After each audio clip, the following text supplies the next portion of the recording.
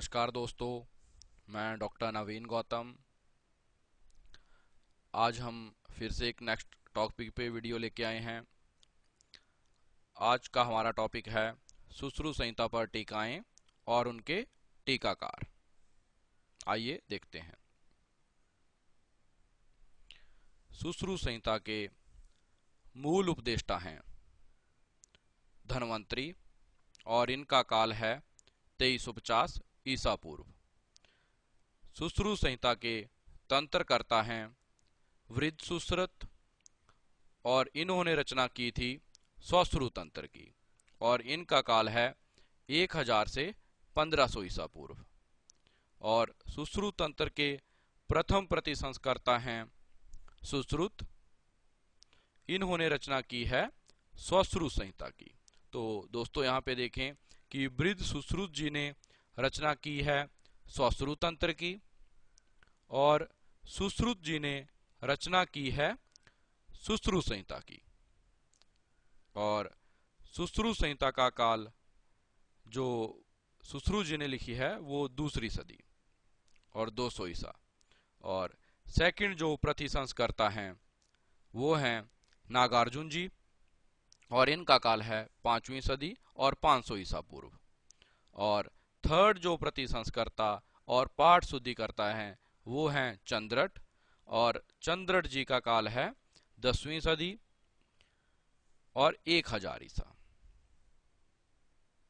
सुश्रुत संहिता के मूल और आद्य उपदेष्टा कौन हैं? तो आदिदेव धन्वंतरी जी हैं। वर्तमान कालीन सुश्रुत संहिता किस सदी की है? तो ये 10वीं सदी की है, क्योंकि पाठ शुद्धि होने के बाद ही लिटरेचर जो है हम वो पढ़ रहे हैं आज, तो 10वीं सदी की है। तो इसको याद रखने का एक हमने तरीका बनाया हुआ है कि प्रथम सेकंड थर्ड प्रति संस्कर्ता कौन सा है और पाठ शुद्धि कहाँ पे हो रही है। तो सुश्रुत संहिता में सांपों का वर्णन है। सुश्रुत संहिता और सांप स से याद रखेंगे। सुश्रुत संहिता सांप, सांप को ही नाग बोला गया है, और नाग कब घूमते हैं? चांद की चांदनी में घूमते हैं फ्रीडम से। तो सुश्रुत, नाग से नागार्जुन और च से चंद्रट। तो इसमें सबसे फर्स्ट जो प्रति संस्कर्ता हैं वो हैं सुश्रुत, और सेकंड नागार्जुन, और थर्ड जो हैं वो हैं चंद्रट, और लास्ट जो प्रति संस्कर्ता है वो ही पाठ शुद्धिकर्ता भी है। तो चंद्रट जी इसके पाठ शुद्धिकर्ता भी हैं। सुश्रुत संहिता पर प्रथम टीका कौन सी है? तो प्रथम टीका जेजट जी ने लिखी हुई है, और जेजट को बृहत्त्रयी टीकाकार बोला गया है। इनका काल है 9वीं सदी। और एक क्वेश्चन और आता है कि बृहत्त्रयी टीकाकार कौन कौन से हैं? तो बृहत्त्रयी टीकाकार हैं जेजट, दलहन और शिवदास सेन। सुश्रुत संहिता पर अंतिम टीका कौन सी है? सुश्रुतार्थ संदीपन आयुर्वेद संदीपनी बाई हारणचंद्र। इसका मैं आपको आगे कोड भी बताऊंगा कि हरि की ससु का अंश। तो हरि मतलब हारणचंद्र, ससु सुश्रुतार्थ संदीपन और अंश आयुर्वेद संदीपनी। सुश्रुत संहिता को उत्तम टीका की नीड है। सुश्रुत संहिता पर सबसे उत्तम टीका जो है वो निबंध संग्रह बाई डलन है। तो नीड निबंध संग्रह, डलन का ड नीड बन जाता है। तो सुश्रुत संहिता पर कुल टीकाएं कितनी हैं? कुल टीकाएं 19 हैं, और चर्क पर 17 संस्कृत टीकाएं लिखी गई हैं। सुश्रुत संहिता में कौन सा स्थान नहीं है? तो सुश्रुत संहिता में विश्व स्थान नहीं है। वी से विमान, ई से इंद्रिया, स से सिद्धि स्थान। अगर सिमिलरली पूछा जाए कि चरक संहिता में कौन सा स्थान नहीं है, तो चरक संहिता में उत्तर तंत्र नहीं है, जो कि सुश्रुत संहिता में अष्टांग संग्रह में और अष्टांग हृदय तीनों में ही प्रेजेंट है। सुश्रुत उत्तर तंत्र की रचना किसने की है? तो आचार्य नागार्जुन जी ने की है। आइए देखते हैं सुश्रुत संहिता पर टीकाएं और उनके टीकाकार। तो इनके कोड हैं हरि की ससु का अंश निबंध की डाल पर बड़ा न्याय करने गया और भ्राता के चक्कर में मारा गया। तो हरि की सास का अंश जो है, मतलब हरि की सास का पुत्र है, वो लिटरेचर के बेस के ऊपर एक बड़ा न्याय करने जाता है और अपने भाई के चक्कर में मारा जाता है। तो आइए देखते हैं इसको डिकोड कैसे करना है। तो हरि की बात करें तो हार्णचंद्र, ससु की बात करें सुश्रुत संदीपन, अंश की बात करें आयुर्वेद संदीपन। ये समग्र सुश्रुत पर टीका है और सुश्रुत संहिता पर अंतिम टीका भी है और इसका काल 20वीं सदी है। निबंध की डाल पर, तो निबंध की बात करें तो निबंध संग्रह, डाल की बात करें डलहन। और ये संहिता जो है समग्र सुश्रुत पर है और इसको उत्तम टीका भी बोला गया है और इसका काल है 12वीं सदी, 12th सेंचुरी। और बड़ा न्याय करने गया, बड़े की बात करें तो बड़ा बृहत, न्याय की बात करें न्याय पंजिका और न्याय चंद्रिका, गया की बात करें तो गया दास। और ये लिखी गई है सिर्फ निदान स्थान पर और इसका जो काल है वो 10th सेंचुरी है। भ्राता के चक्कर में मारा गया और भ्राता की बात करें तो भा से भानुमति और ता से तात्पर्य का।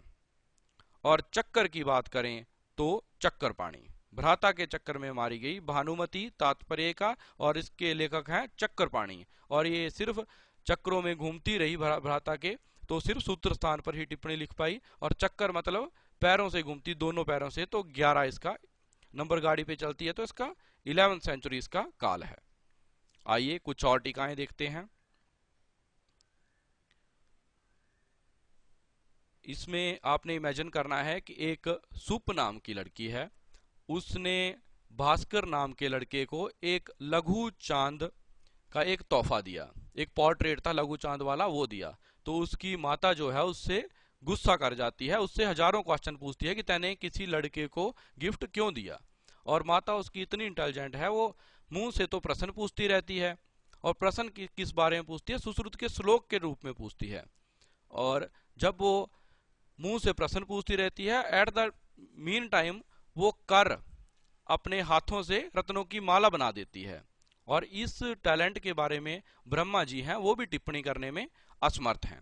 तो आइए कोड देखते हैं।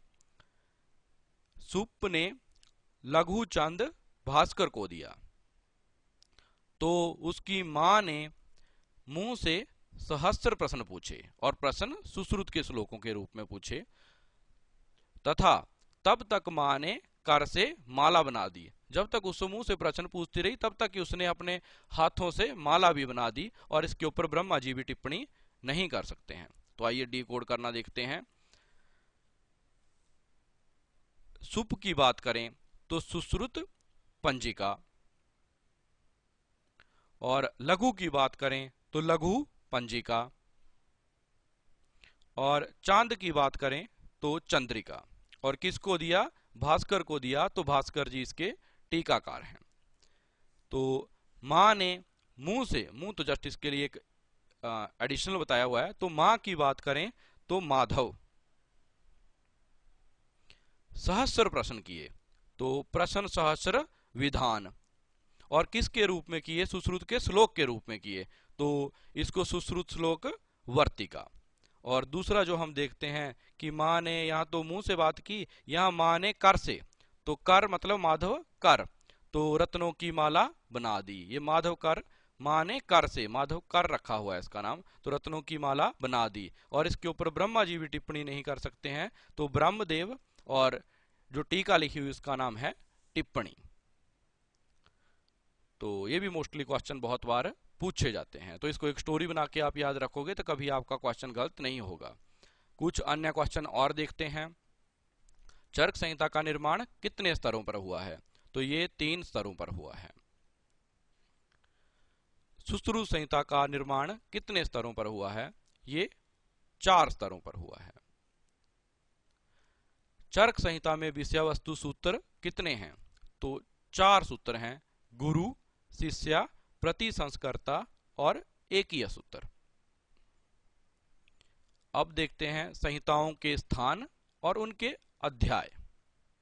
तो सबसे पहले बात की हुई है चरक संहिता की। तो चरक संहिता पर स्थान 8 हैं और अध्याय 120 हैं। और हम सुश्रुत संहिता की अगर बात करते हैं तो सुश्रुत संहिता पर स्थान 6 हैं और अध्याय 186 हैं। इनमें से उत्तर तंत्र के जो अध्याय हैं वो 66 एक्स्ट्रा हैं।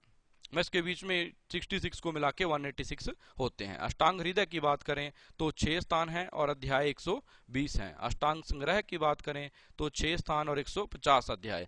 तो बाकी जगह ऐसे याद रखेंगे कि सब जगह स्थान जो है वो 6 हैं। तिर्क चरक संहिता में 8 स्थान हैं। और अगर चैप्टर की बात करें तो सुश्रुत में 186 हैं और संग्रह में 50 हैं। हृदय में भी 120 है, चरक में 120 है, याद रखने की जरूरत नहीं है, 120 ही है। सिर्फ चरक में 8 स्थान है, बाकियों में 6 स्थान है। और संग्रह में 150 और सुश्रुत में 186 है, बाकियों में 120 चैप्टर हैं। सिर्फ यही चीज याद रखनी है। Thanks for watching this video. Kindly keep supporting us and more comment on the video. Thanks for your support. Keep liking, sharing and subscribing our channel.